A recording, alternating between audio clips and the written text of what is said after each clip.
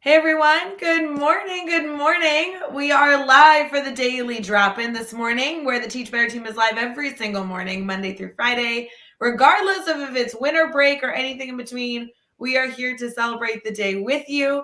We look like we already have some technical difficulties over on my end. It looks like we are struggling to go live in our private Facebook group, which, by the way, all of you can access at teachbettergroup.com. But hey, I'm sure somebody will share that feed over into that private group and we'll be good to go and check into that later today. We are excited to get ready into talking through classroom management, continue our conversation from yesterday. Carrie Pitstick is in the house, and we also have some good news articles and everything in between. So we'll be right back.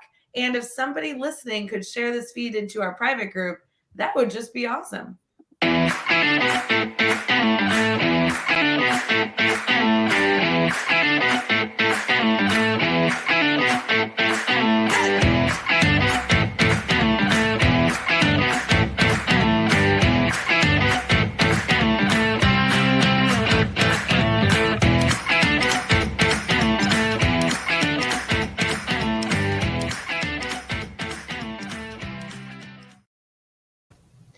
Hey everyone, good morning. It is Tuesday, December 21st. Many of us are in winter break. Some of us are enjoying our last few days with students before winter break, and we are headed into a wonderful Tuesday for sure. Carrie, how are you doing?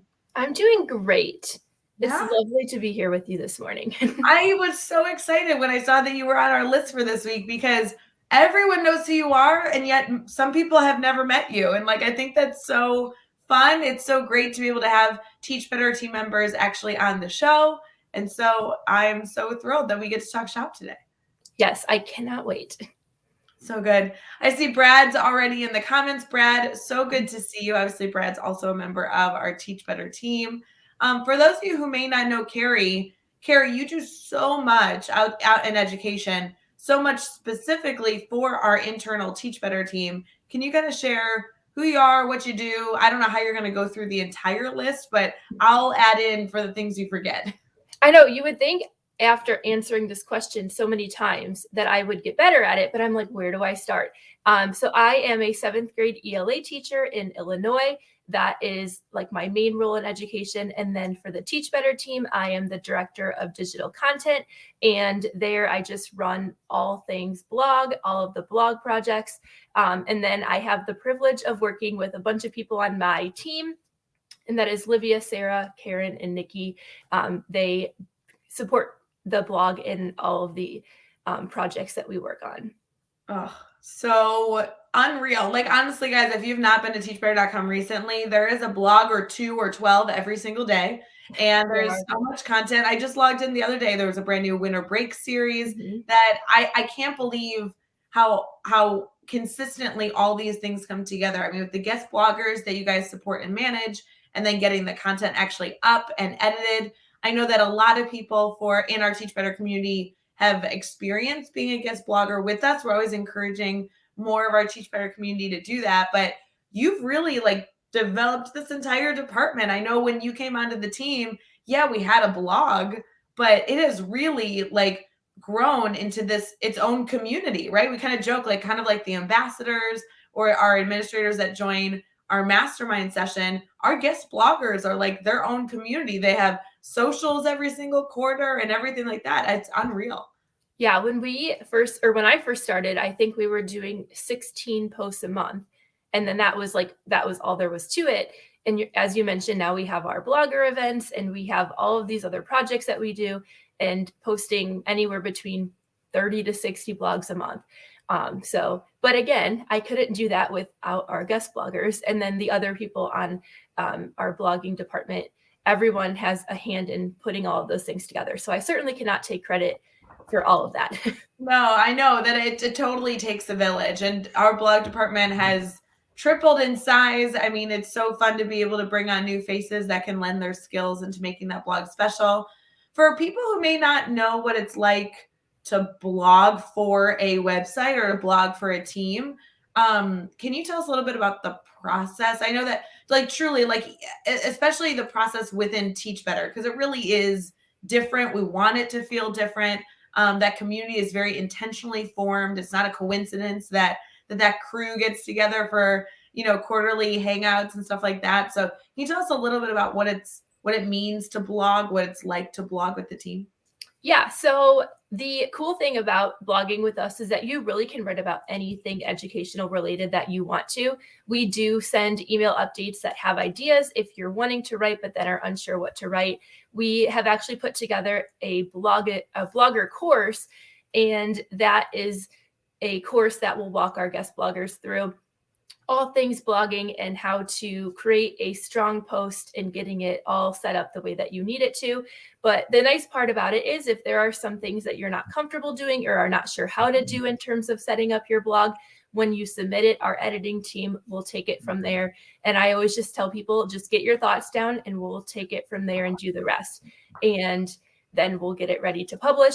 And as the last year has progressed, we've been adding in our blogger exclusive events where we are trying to really build that community. So it's not just people submitting posts and then going about their day. We want to offer an opportunity for people in our blogging community to get to know each other and form those relationships across the states and across the world, which I think is super awesome. It is so cool. And I really feel, Kari, you have built with the help of our entire blogging department, this really beautiful opportunity that a lot of educators that I know that want to get into blogging essentially like start their own website. That is a big undertaking, right? Like you're publishing the post yourself, you're writing the content, you're editing it, you're putting out into the world, you're sharing it with the world. I mean, that is a lot of layers to trying to get your ideas across. And I think it's so crazy that with the Teach Better community, I as a teacher can put my thoughts down, try and curate, whatever I'm trying to communicate in a blog piece. And then it not only goes through an editing process, it goes through a marketing campaign, it goes through all these different layers so that when it shows up on a website, like teachbetter.com, then I know that it's been edited. I know that all the pieces are there. It looks like a professional blog. I just love that so many people have chosen to do this as their maybe first opportunity getting their voice amplified. I think it's so crazy on how that's all structured. So cool. Yeah. And our social media team takes good care of the blogs. I mean, every time I log on to Facebook or Twitter or Instagram, just anywhere, I'm always seeing the sharing of our blog posts, which is also super awesome. So fun. So I just want you to know that like, that sounds like a full-time job. Like I even see the work that you guys do, you and everybody in the blog department. To me, that seems like a full-time job. We have like, how many guest bloggers do we have? We have, I think, over 130 at the moment. Like that's like a rough estimate, but well over 100. Right. So with that being said, like that's a whole undertaking. So that in and of itself, but you're also a full-time teacher. I mean, like you're in the trenches day in, day out working with students. Tell us a little about that. Yeah. So I think, well, first of all, the key is to love what you do, because I do feel like I have a lot of different things that I do in my life, but I enjoy all of them. So it doesn't really feel like working. But yeah, in my day job, I am with 7th grade students teaching ELA in the northern suburbs of, I guess in northern Illinois, but the suburbs of Chicago, like geographic. And I don't know what else. I don't know what else to say about that. I've been a 7th grade ELA teacher for 7 years now, and I just love it so much. Yeah. I love that you have such a passion for writing and reading and all these pieces, and you're able to kind of share it in multiple avenues of your life. I know teaching 7th grade is its own undertaking with the sarcasm. I love those middle school people, but I just think it's so fun that depending on what you're working on as an educator, it's either with the students and you're working on some sort of development or lesson plan, or you're working with other teachers around the world and you're working on sharing their voice. It's just such an interesting overlap. I love that. But you're right. I do get to bring my passion to reading and writing with teaching, but then I also then come home and get to continue that with adults. And I just love the opportunity to get to do that. So cool. Well, we're going to get into a lot of this discussion. I know as we're kicking off Daily Drop-In, I want to encourage all of you to be sharing out that you're watching this morning. I know it's Tuesday, December 21st. So many people are still sleeping and enjoying a quiet morning, or they're getting ready to hang out with students with the break coming soon. We have comments going crazy, Carrie. People love talking about how the work that you're doing is so impactful, saying good morning. And I really love that people are on winter break and choosing to get up early to listen to the show. So that's like the nicest compliment ever. It's so cool. I love that. And I love how Andrea is just being my hype person right now, just like sharing all the things I do. I know there's so many comments in here and also some new and old faces. Laura, it's so good to see you in here. It's been ages. I know Brad is just bragging on all the work you do. Andrea is telling us all the things you forgot to mention, like all the things. Oh, wait, she's saying you read 1 million books a year. Tell me a little. Oh, and the dog whisperer, that's for sure true. See, Andrea is just giving you a whole list. I know she's coming up with everything. I don't read 1 million books a year. This year, at the moment, I'm at 58, which I know for some people's standards is maybe not a lot, but reading is my number one hobby, and I just am thankful that despite how busy I am, that I find time to read a bunch of books. Yeah, I have no idea how you do all this. Like all of these things. And we get into like, oh yeah, and she makes courses for the Teach Better Academy. Hey, can we talk about that really quick? Because even if they don't want to, even if somebody's listening and they don't want to be a blogger for Teach Better, you guys just threw out a course in November that was just strategies to be a stronger blogger, right? I mean, that was just recently. Yeah, it's called Writing Strategies and Marketing Your Work. And it just takes people through the process of like creating an idea for a post and then actually what to do when you're actually writing, things to keep in mind after you're done writing, and then just sharing a bunch of marketing strategies to make sure that you are putting your post out there and getting other people to see it and respond to it and get those interactions that you can build in just through sharing your work. That's so cool. No, I think that's so great. And I also like that you can take those ideas, and whether you're a blogger yourself or you can take those ideas and implement them into a lesson plan with students. I mean, getting students to amplify their voices, share their voices. That course has a lot of different elements of writing. It's not just the writing component, but it's understanding SEO, which I truly still to this day don't understand, or anything else. I mean, it really goes through more than just get your thoughts down, by writing them down. Right. But you're right. I love that you can take those ideas. When I was creating the course with Livia, she was adding in some things for our plan for creating the course. And I was like, oh my gosh, I love that. I'm stealing that from my classroom next week. And I just love that it's applicable to adults as they're writing, but you can also take those same ideas and modify them for any age group, really. Yeah, no, that's so neat. Speaking of Liv, she's joining us on the show next week. We're doing a Build a Grid series. I know a lot of you have heard of it, but I just want to make sure that I mention it so you guys know that Daily Drop-In is still on next week, Monday through Friday, but it looks a little bit different. We're doing a Build a Grid series where Chad and I will be live with guests from all over the world, modeling how to build a grid. And she's joining us on Tuesday to build a reading grid. I cannot wait for that. I will say I've started to use the grid method this year, but I've been not sure how to implement it in like a reading aspect. So I've been doing it a lot with our writing units, but I'm super excited to see all the tips on how to create a reading grid. Well, and that's the part that I think is really exciting because, as you guys know, next week we're splitting it up by subject. So we're doing science on Monday, reading on Tuesday, social studies Wednesday, math Thursday, and writing on Friday. And we're going to be building grids with all different types of educators, right? Elementary, middle school, high school. But what I like about doing this type of series is you can watch a high school grid not in your content area and learn a lot. You can watch a grid in your content area at a different grade level and learn a lot. So even though Liv is an administrator and teacher in her building, I think she'll be focusing more on like an elementary reading grid. There'll be so many different components that you can take from that and adapt for a 7th grade reading grid. You know what I mean? Right, for sure.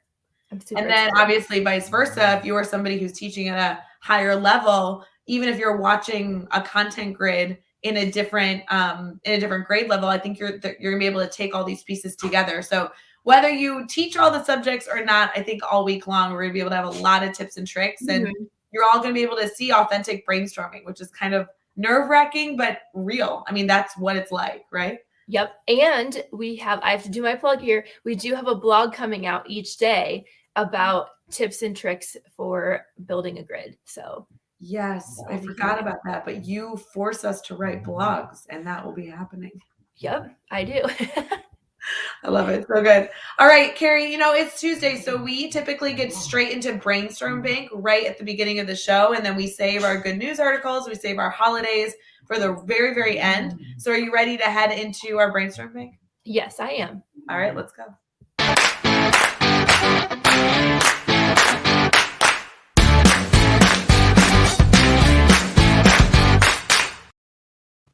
Hey everyone, good morning. Carrie and I are so thrilled to be here with you Tuesday, December 21st.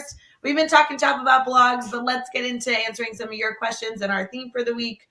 Our theme this week has been kind of like rebuilding the fundamentals of your classroom management. But as many of you know, and we will continue to say over and over, our Brainstorm Bank segment, whether it's at the beginning of our show or near the end of our show, is really just a time to ask if you all need anything. So if there's something you're brainstorming, something you want to get off your chest, something that you're working through, we just want to emphasize that you are not doing that alone. Carrie and I would love to brainstorm with you. We're not promising that we'll have all the right answers.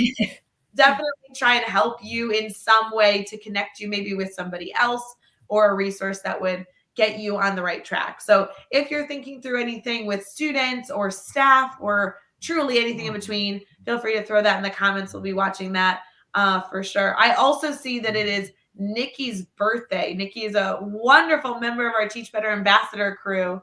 Thank you, Brad, for noting that. Nikki, happy birthday. Happy birthday. Celebrate with you. So fun.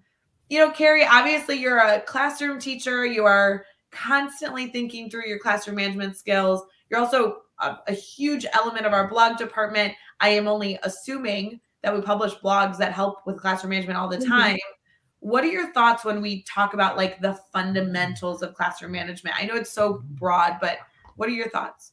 So I did listen to your live yesterday with Katie. I did listen to it after the fact because I was still sleeping in the morning. But one of the things that you guys talked about that resonated with me the most was the idea of routines and structures. And I think for me, there was a time where if I would have pictured my routine being the same every day with my students, I would have been like, they're going to get bored and that's boring to do the same thing every day. But I think it's important to keep in mind that just because you have the same routine and structure every day, you don't have to do the same thing every day. So with my students, we start every day with a bell ringer on mentimeter.com. It's just a website that students can log on to a device and respond to a question. I do totally random questions. They are not always content related. It might be a would you rather or a trivia question or just like how was your weekend type of response. And then after that, we always phase into either our independent reading time. One day a week, I do book talks. And then on Fridays, we do Free Write Fridays. After that, we have like our whole group time, which could be a mini lesson. It could be some kind of activity or game or whatever it is that we're doing that day. And then we end the class with our independent work time. So even though the like bones of our class is the same every day, we're not doing the same thing every day, and every day looks so different. So I think it's just important to keep in mind that routines and structures doesn't mean that you're doing the same thing every day, because I think that could then get boring for students where like you're just doing the exact same thing. Well, and I like that we're adding a new layer to this Monday conversation, because you're right that we're not looking to get students to walk in and be bored because they know everything that's coming. But when you're able to provide some structure about what's expected and what's expected of each other, then you can kind of dabble in all the fun stuff as you go. And I think that you've given so many good examples of how a routine can look different day to day, but the students also kind of know what to expect when they walk in, or at least what's expected of them when they walk in your room, which is so cool. Right. And every once in a while, I have to change our structure where we may not do an independent reading day, or we maybe go to the library instead of whatever. And any day that I have to change my routine, it really does throw the kids off. They're like, wait, we're not doing our Mentimeter today, or wait, we're not having our reading time. And I try not to do that, but there are some circumstances where I have to change what our structure looks like. And the students like get really sad that they have to miss out on one of the things that we normally do. So that just shows me that they love it too. No, and that's important, and really finding that balance. I mean, Alex is saying here, predictability and consistency are so important in helping students feel comfortable in the classroom. But I really appreciate the emphasis on the fact that it's not the same thing every day. It's just the same expectations every day. It can look different. Can you talk about Mentimeter a bit? I've used that a little bit and I've heard really good things. But if I'm a teacher and I want to look into it, can you tell me a little bit about how I might use it? Yeah, so I just use the free version. The free version is pretty basic, but it gets the job done. So what I'll do is before class, I just set up a question. There's a ton of different formats you can pick from. You can do a trivia question, which is kind of like a mini Kahoot question where you start the question and then the students have like 10 seconds to answer it. And then it like ranks them if they get it correct and who got it correct the fastest. There are open-ended questions that the students can type responses and it projects onto the board.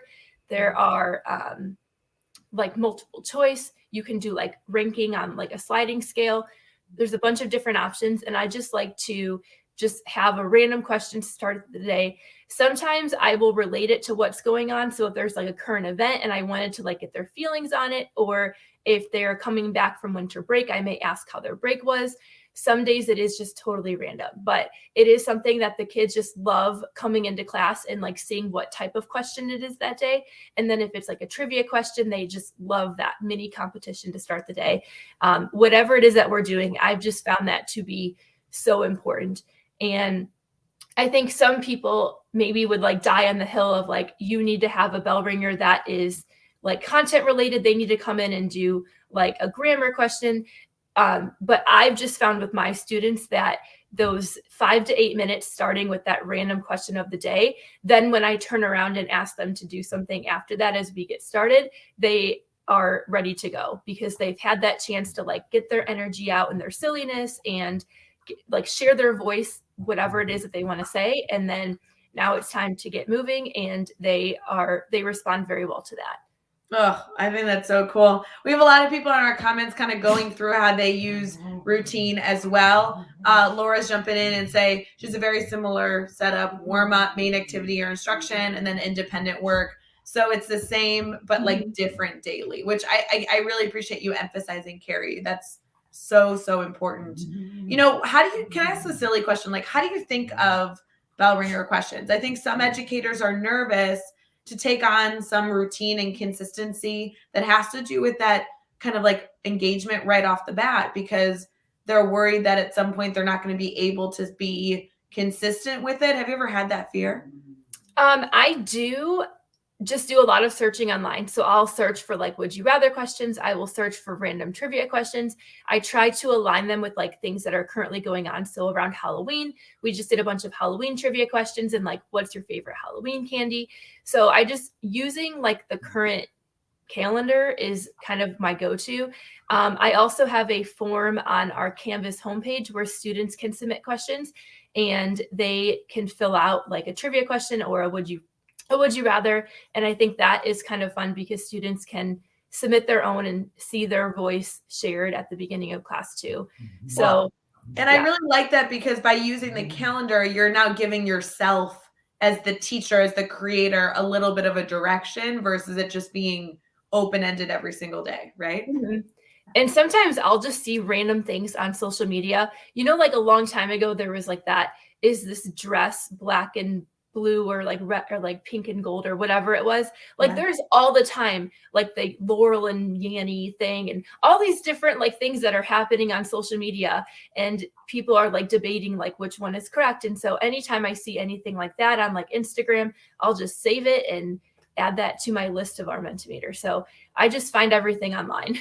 Well, and honestly, like having that running list, whether you use that dress example, whether you use that on social media that day or use it, 2 weeks from then, kind of keeping that running list of, oh, this could be a good idea to use for a bell ringer. I'm going to throw it in a Google Doc, and then that's something you can utilize. That's really good.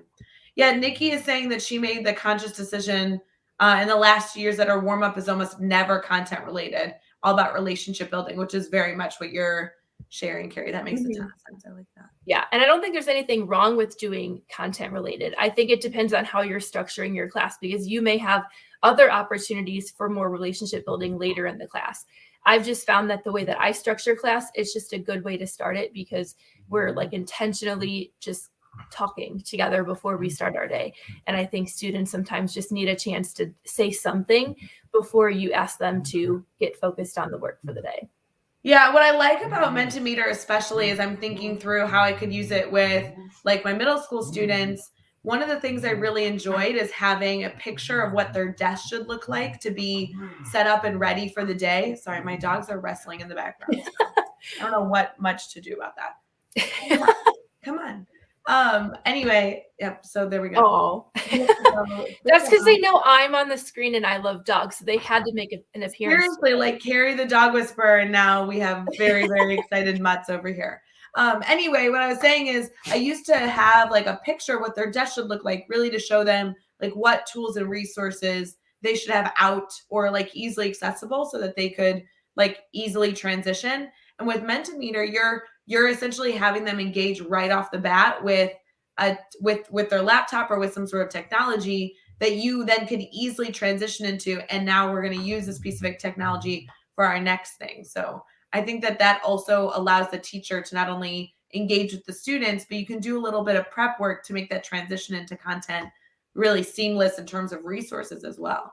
Yeah, I love that idea too. And I think another thing when I was thinking about this beforehand that I wanted to bring up is that I feel like classroom management is always going to be a work in progress. I feel like and I know Katie mentioned this yesterday too, that like every class is different, every year is different.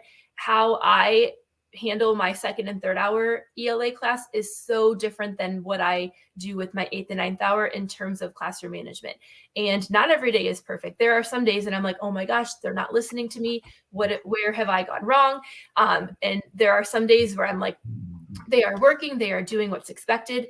Like I've got this. And then other days I'm like, what is happening? So I think it's just good to just be real with that and realize that even as you get further in your career and you get more of these classroom management skills in your tool belt, there's still going to be days that they're just not doing what you've expected of them. But then I think as long as you reflect on what you could do to continue to share the expectations with them beforehand, then I think that'll just make it easier every day going forward.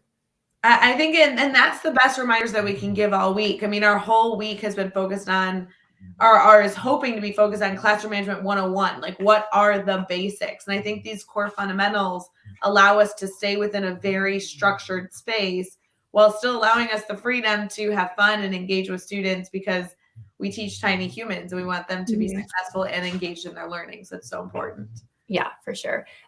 We have a guest blogger who actually reached out to me in the last week, and she is going to be working on a post about reestablishing routines with students after winter break and really involving them in the process and how that works better after winter break than it does at the beginning of the year, because they've had some time to go through the routines and expectations in your class and then kind of resetting with them after winter break and having them be involved in like getting those clear expectations about what's expected at each part of the class.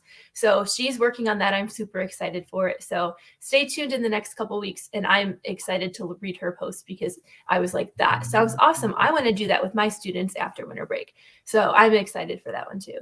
No, I think that's so awesome. And as many of you know, we do publish blogs every single week related to the topic of daily drop-in to just continue to foster the discussion. So I think anything related to classroom management, things that can be tips and tricks, are always so helpful, especially when our guest bloggers are able to lend their perspective on it. And, our guest bloggers are all around the world. So you're not just getting, a very like small little bubble of an idea that's of something that worked, but you're really looking at a global perspective on a lot of these ideas, which is kind of cool. Yeah. And I think with classroom management, it's not like a black and white thing, like this works and this doesn't. I think each person has to take all of the different tips and tricks and kind of pick and choose what works for them, because one little thing that really works for one class may not work for another. So I think just being very purposeful in what you're picking. Yeah. So yesterday we challenged our network when Katie was live on the Daily Drop-In to look at kind of like the phases of how their classroom goes. Like we were still talking about routines, but we were talking about like the phases, how they walk in, that beginning phase, maybe they transition. We've been talking about that today here with transitioning into a mini lesson and then maybe independent work time. And we challenged our network to really think about some of those intentional moments in those phases. I think today, Kari, we can challenge everybody to really just think of that first 5 minutes, the beginning phase of class. What are you choosing to do, and how can that routine be a part of getting yourself prepped for not only the right like mentality for the day, but the right resources for the day, and kind of everything in between? Can that look different even day to day? Can it look different Monday versus Tuesday, but still have some sort of that routine, which I think is a good reflection. It's kind of a bite-sized piece of looking at your structure. For sure. So good. We are going to head into some holidays and some good news stories, Kari. So are we ready to celebrate a little bit more of our day before we head out? Yes. All right, here we go.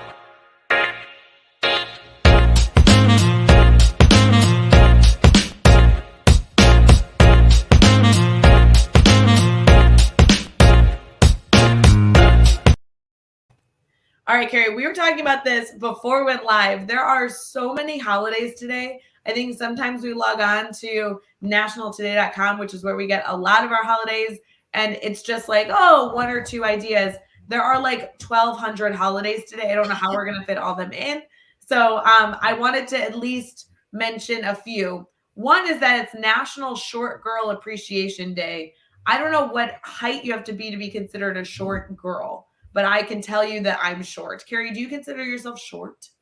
I would not consider myself short. I would say I'm like maybe average. I'm like 5'7". I feel like that's maybe pretty average for a girl, maybe a little bit taller, but yeah, I wouldn't consider myself short. I've heard though, like 5'7" is kind of like an average. I'm 5'3" on a really good day. I'm more like 5'2".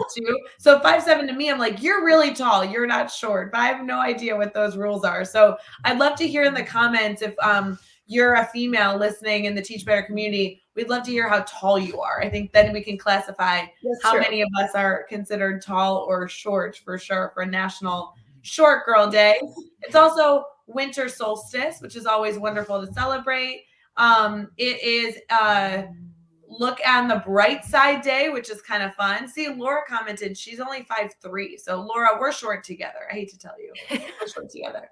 Look on the bright side day. I like that day. That's a cool holiday. I wouldn't have expected that in December, but I like it. Yeah, I can combine the last two that you just mentioned with the winter solstice. It's the shortest day of the year today, which means that we have the least amount of daylight, but every day from here on out, we're getting more daylight. So there is the winter solstice and looking at the bright side. Oh my gosh, Kari, you need to be on the show every single day. Yeah. That's awesome. Nikki's also jumping in and saying she's 5'10". Yes, yeah. Nikki, you win. You're the tallest one so far. Yep. I like this. Kari, do you like crossword puzzles? You know, I do, and I also hate them. It's funny. I actually have an app on my phone for crossword puzzles that sometimes I get bored and just do them. But then I also get frustrated when I can't get the answer. And then I just click on like the button that says, tell me the answer. So I have a love-hate relationship with them, but you know who loves them is Caitlin Giordano. She's the crossword queen. Loves crosswords. I will say, I think I like your mentality of cheating at crosswords. I'm a fan of that. Well, today is National Crossword Puzzle Day, so happy Crossword Puzzle Day to all of you.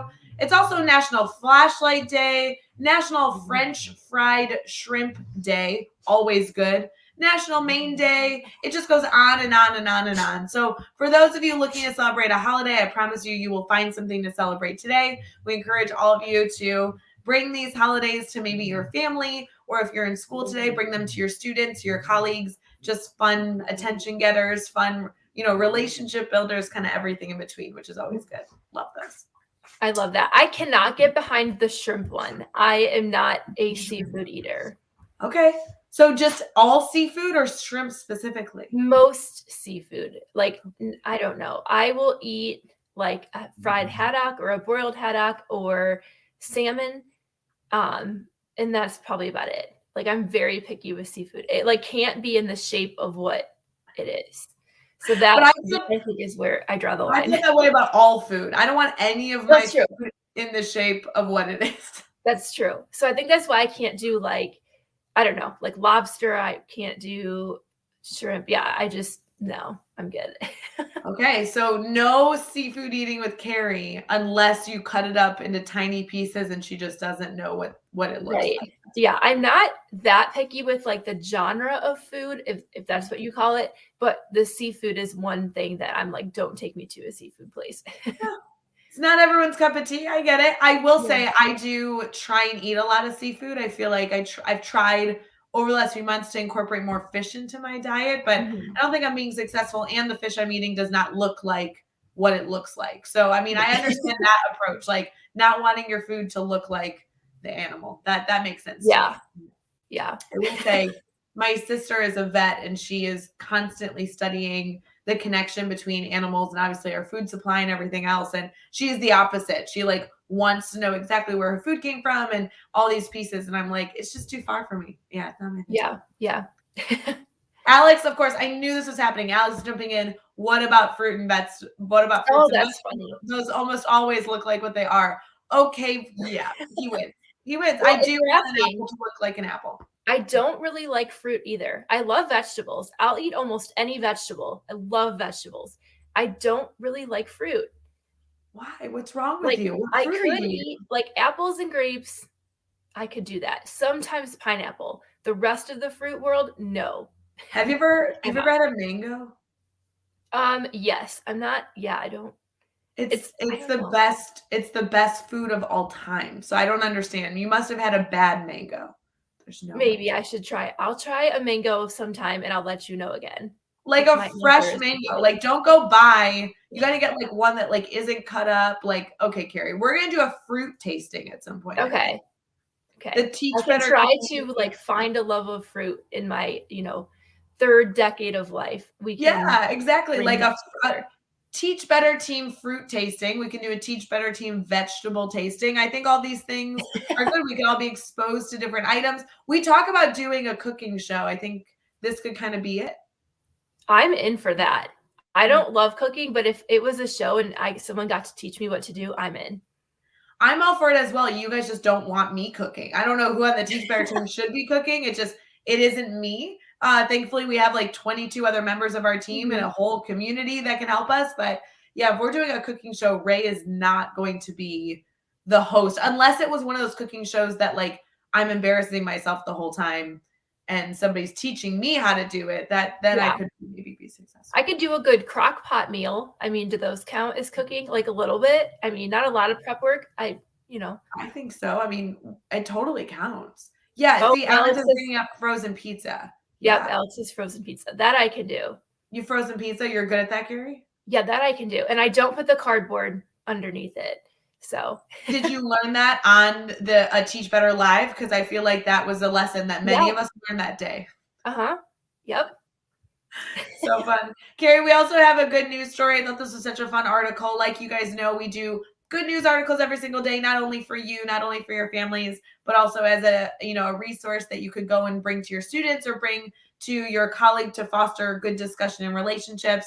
This was just such a fun, sweet story that we'd love to amplify and share. The headline says, Teen builds bus stop shelter for 5-year-old wheelchair user, protecting him from harsh winds. So teenagers have built a shelter for a 5-year-old boy who uses a wheelchair after noticing he got wet while waiting for the school bus over the winter. 5-year-old Ryder has been battling the rain and wind and snow every day for about 15 minutes under an umbrella as he waits for his bus. But after hearing about this problem, there was a number of different local students that came together in Rhode Island to get a shelter built for this young boy. And so they built it right outside his bus stop. So it's just within the neighborhood. Ryder said that he uses it every day before school and that everybody is just so thrilled to see this wonderful opportunity. The community came together to offer this. He does like to hang out in front from time to time. He calls it his fort and will continue to use it day to day as he is getting ready for school. It goes through kind of this process of building the shelter, kind of how the timeline worked. But essentially, what it concluded with is that they had this umbrella that they were trying to use as a safe haven for him as he was waiting for his bus. And now he has this incredibly large shelter that about 12 teenagers came together to build for him. So shout out to that really, really sweet story. I think there's a lot of things we can do to discuss so many different elements of that story, not only with our students, with our families. So just kind of a feel-good moment. Yeah, that's amazing. I love that. Yeah, so fun. Kari, we are going to conclude and wrap up our daily drop-in as we wish everybody an incredible Tuesday. But I wanted to make sure that we had an opportunity for you to share how people can stay connected to you, not only educator to educator, but also if they want to get into blogging, if they wanted to learn more about the courses that are available, whether they're blogging with us or not. So how can people get in contact with you? So you can reach out to me on either Twitter or Instagram at Miss Pitstick, or you can email me, Kari@teachbetter.com. And any of those methods are great to get in contact with me, and we can chat about really anything. So, yep, I will be there. So fun. Kari, thanks for coming on the show. I know we have Daily Drop-In, and we want to remind all of you, Daily Drop-In does not stop over winter break. We're here Monday through Friday, regardless of what your schedule looks like. And we want to be here to not only celebrate random Tuesdays with you, but also celebrate the holidays and the new year with you. So make sure that you tune in every single morning, especially next week with our Build the Grid series. So it's going to be such a ball. Kari, thanks again for joining us. This is so fun. Always good to talk shop with you. Yeah, thank you. I had so much fun. Oh, so good. For everyone else, we hope you enjoy your last few sips of coffee bright and early on this Tuesday morning. And please let us know if you need anything, because we're here to be alongside you as you head into a brand new year. So, all right, bye, friends. See you later.